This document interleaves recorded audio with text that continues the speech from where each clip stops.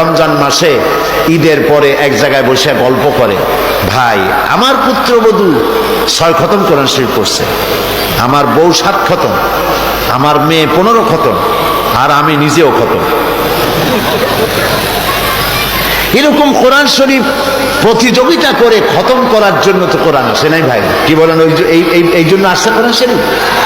সাহাবায়ে কেরামদের তো 3 বছর 4 বছর লাগলো সূরা বাকারা পড়তে। কারণ হচ্ছে তারা একটি আয়াত তেলাওয়াত করেছেন, অর্থ এবং ব্যাখ্যা বুঝেছেন, বাস্তব জীবনে তা আমল করেছেন, তারপরে আবার আরেকটি আয়াত পড়েছেন, বুঝেছেন, আমল করেছেন, তারপরে আরেকটি আয়াত পড়েছেন। এরকম করে সাহাবায়ে কেরাম কোরআন পড়তেন, বুঝতেন, বাস্তব জীবনে তা আমল করতেন। সেজন্যই রাস্তা দিয়া যখন সাহাবায়ে কেরাম হেঁটে যেতেন, দর্শকরা মনে করত যেন জীবন্ত কোরআন শরীফ হেঁটে যেতেছে।